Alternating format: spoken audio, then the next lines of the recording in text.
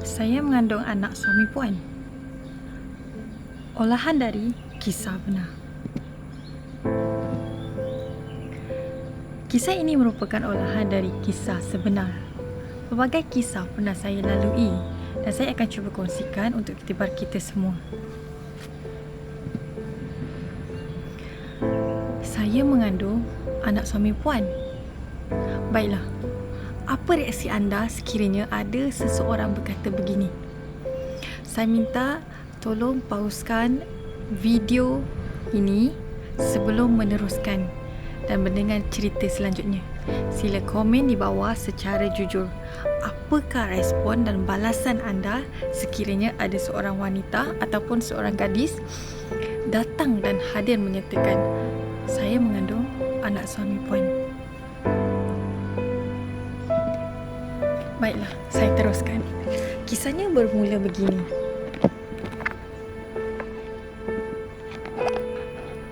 Pada satu hari, saya menerima WhatsApp dari satu nombor. Seperti biasa, memang banyak WhatsApp yang saya akan terima. Pada waktu itu, sebenarnya saya mahu slow down dalam melakukan kerja-kerja membantu family angkat, iaitu FA dan juga bio mom, ibu mengandung. Tetapi WhatsApp kali ini amat terkesan pada saya. Kenapa agak-agaknya? Kerana bio mom adalah junior tempat saya belajar. Seperti biasa, saya akan membantu tanpa mendedahkan identiti saya yang sebenar. Niat saya hanya untuk membantu tanpa meminta sebarang balasan.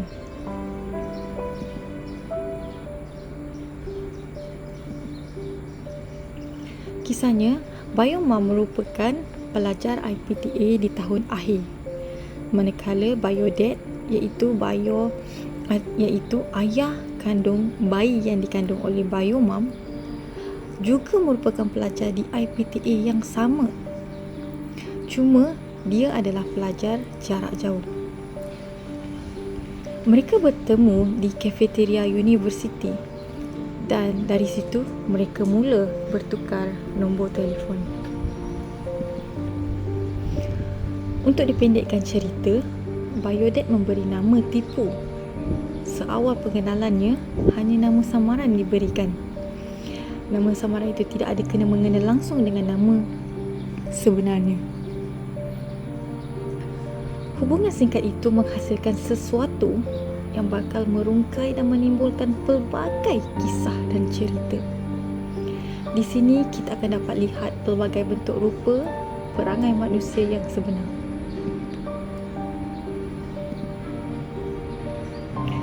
BD atau biodad merupakan seorang anak Bilal dan ahli keluarga dia turut menyatakan mereka adalah dari keluarga terhormat. Apabila sudah dapat tahu bio mom mengandung, BD telah mengepus satu bungkusan berisi pil buat bio dan meminta bio mom untuk memakan nanas dan sebagainya. Selepas itu, BD menghilangkan diri. Bio mom los tidak dapat menghubungi BD. Terkontang-kanting sendiri. Apa yang harus dilakukan ya? Masa depannya seakan gelap. Dia bersendirian.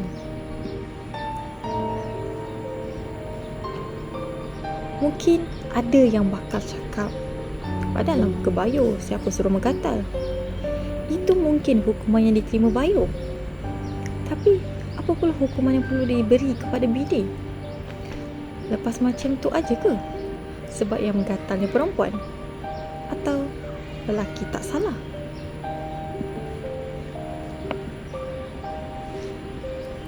Bio mom hubungi saya untuk meminta bantuan.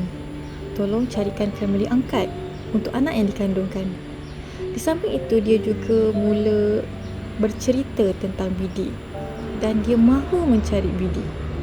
Dia cuba memberi maklumat tentang BD, tapi semuanya ternyata butiran yang tidak wujud sama sekali. Saya cuba usaha beberapa hari. Akhirnya saya dapat mengesan dan mencari BD. Anda semua nak tahu? BD merupakan suami dan ayah kepada 2 orang anak. Di waktu isteri Bidi dalam pantang, sewaktu itulah kejadian berlaku antara Bayo Mam dan Bayo Dad.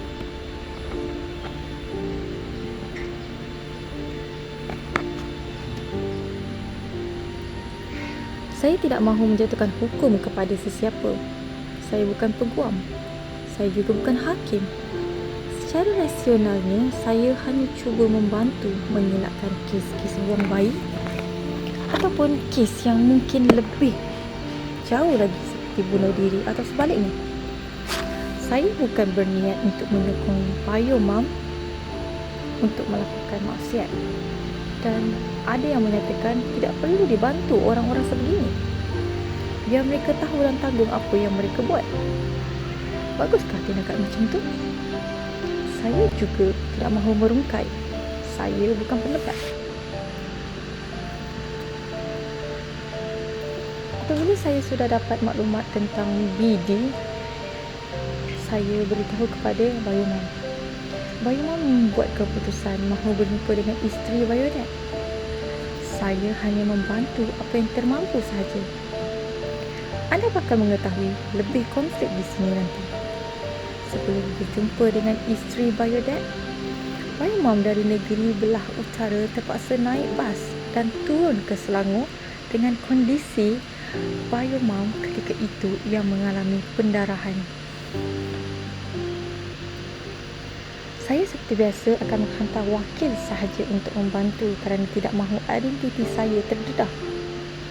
Bukan kerana takut, tapi pada saya dalam membantu kes-kes seperti ini, niat itu adalah yang terpenting. Seperti sekiranya saya memberi sumbangan kepada Bayo ataupun family angkat, saya tidak mahu mereka tahu siapa saya agar niat saya itu lebih baik hendaknya. Dan mengelakkan juga Bayo ataupun family angkat untuk memberi saya sesuatu kerana membantu mereka. Saya tidak mahu walau 1 sen pun. Bertemunya saya dengan Bayo ditemani rakan-rakan lain. Dan waktu itu kami hanya maklumkan orang yang membantu Bayo Mam tidak dapat hadir kerana sibuk dengan urusan lain. Sedangkan saya ada di situ. Kami membantu Bayo bersama-sama menuju ke satu kedai makanan fast food kerana sudah membuat temu janji dengan isteri Bayo Dad. Waktu itu dari kejauhan kami dapat lihat isteri Bayo Dad hadir dengan membawa seorang anak. Sesampai isteri Bayo Dad pada kami, dia memaklumkan seorang lagi anaknya sedang tidur di dalam kereta. Untuk makluman semua, isteri Bayo Dad melakukan perniagaan dan kami bertindak sebagai pelanggan kononnya mahu membeli barang yang dia jual. Runtun hati kami melihat keadaan isteri Bayo Dad berusaha berniaga dan terpaksa membawa anak-anak ke sana sini. Tanpa isteri Bayo Dad tahu apa yang terjadi dan telah dilakukan oleh sang suami. Apakah perasaan anda semua sekiranya berada di situasi itu? Saya dan rakan-rakan duduk di meja berasingan, dipisahkan dengan beberapa meja. Tapi dari jarak itu kami masih boleh mendengar sayup-sayup apa yang dibualkan. Bayo dan isteri Bayo Dad, Bayo Mam dan isteri Bayo Dad duduk semeja. Terlihat wajah isteri Bayo Dad gembira berdepan dengan kononnya customer. Sehinggalah Bayo Mam bersuara, "Saya mengandung anak suami puan." Saya dan rakan-rakan terdiam. Dalam hati masing-masing berdoa untuk dipermudahkan segalanya.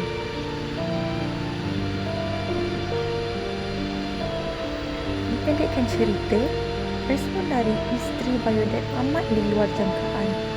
Terlalu jauh akal fikiran untuk terfikir. Apalah lagi kita menerimanya. Tetapi inilah yang terjadi. Saya tidak seperti di dalam drama-drama TV. Bila berlaku perkara macam ni nak mengamuk-ngamuk. Tak apa, saya terima. Mari saya bawa jumpa suami saya. Itu respon daripada isteri Bayo Dad. Perbincangan di kedai fast food bertukar tempat. Sang isteri membawa kami menuju ke tempat kerja Bayo Dad. dan mengambil Biodet menuju ke satu kedai kosong. Sesampai di situ, Biodet tidak mahu keluar dari kereta apabila ternampak kelibat Biomom. Disebabkan itu, isteri Biodet terpaksa memaksa dan menarik Biodet keluar dari kereta. Perkara ini ditonton oleh anak-anak mereka juga. Kami hanya mampu memerhati. Hasil dari pertemuan di situ, isteri Biodet berkata, "Tolong beritahu saya kalau suami saya tak mahu bertanggungjawab. Apa-apa, hubungi saya. Saya ada pakcik polis. Kalau dia tak mahu bertanggungjawab, biar saya yang buat report." Saya terdiam. Kuatnya hati sang isteri. Detik hati saya. Kami bersurai dan balik dengan perasaan lebih tenang. Kebajikan Biodet akan terjaga. Kebajikan Biomom akan terjaga. Biodet akan bertanggungjawab. Alhamdulillah. Mungkin kerana tinggi ilmu agama isteri Biodet, sebab itu dia terlalu tenang menghadapi semua ini. Dari segi penampilan, ia memang isteri Biodet terlihat seperti wanita solehah. Memakai tudung labur, bersarung kaki, indah cara pemakaiannya. Mungkin kerana peribadinya itu membuatkan dia tabah dan kuat, serta redha dengan apa yang sudah tertulis dalam hidupnya.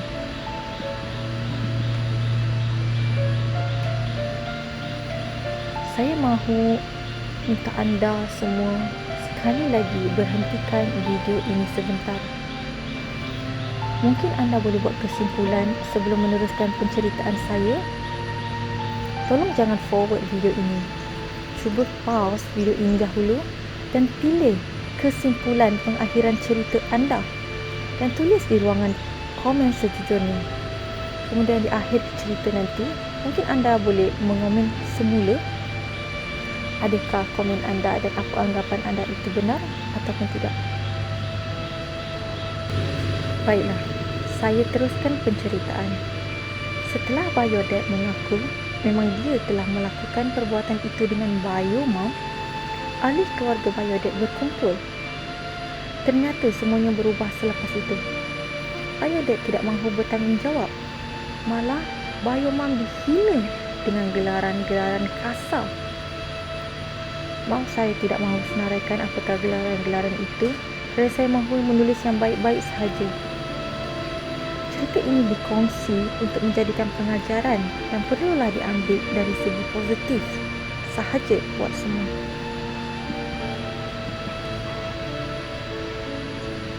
Keluarga Biodet, keluarga terhormat, kebanyakannya doktor pakar, cikgu, ustazah, segalanya yang baik-baik sahaja.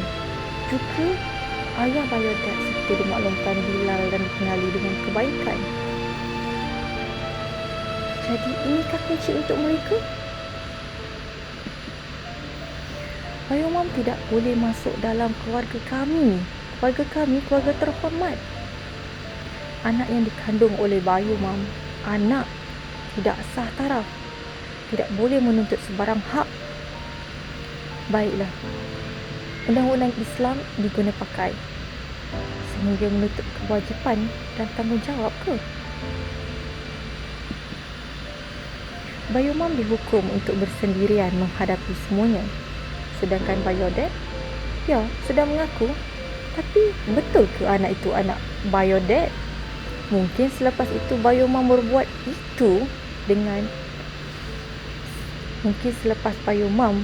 itu dengan Biodet, Biomom turut berbuat itu dengan lelaki lain. Itu antara alasan atau sebab kenapa keluarga mereka tidak mahu bertanggungjawab. Baiklah, Biomom reda. Saya dan Biomom ingatkan semuanya sudah berakhir. Biarlah Biomom berdepan dengan semuanya sendiri. Tetapi selang beberapa bulan, perkara ini berbangkit lagi. Isteri Biodet muncul meminta laporan DNA, meminta Biomom membuat DNA kerana view kelahiran bayi yang dikandungkan sudah sampai. Isteri Bayu Dek mencipta Facebook berstatus publik menggunakan nama penuh dan juga nama sebenar Bayu Mam, dan meletakkan semua bukti-bukti tentang Bayu mengandung, itu Bayu Mam mengandung tanpa bernikah, sedangkan Bayu Mam merupakan pelajar dan jauh lagi perjalanan hidupnya. Akaun Facebook itu juga menulis dan meletakkan gambar-gambar conversations, scam dan bukti-bukti proof yang Bayu Mam mengandung. Akaun Facebook itu juga menghubungi semua kenalan-kenalan sebenar Bayu Mam dan chat di Facebook mereka dengan meletakkan segala butiran-butiran tentang Bayu Mam yang sudah mengandung anak tak sah taraf. Bayu Mam dihukum bertalu-talu, sedangkan si isteri tahu Bayu Dek sudah mengaku. Memang mereka sudah melakukan perkara itu. Jadi tidak adakah Facebook akaun yang dicipta khas untuk Bayu Dek pula? Dua-dua bersalah kan? Ataupun tidak? Tetapi yang menerima semua ini siapa? Buat adik-adik, kakak-kakak dan semua, berhati-hatilah, termasuk diri saya. Kisah ini adalah kisah sebenar dan bukan rekaan semata-mata. Jaga diri, hiasi peribadi, bersihkan hati. Semoga kisah ini jadikan tauladan dan iktibar buat kita semua. Wallahualam. Yang baik itu datang daripada Allah, yang buruk itu datang dari saya sendiri.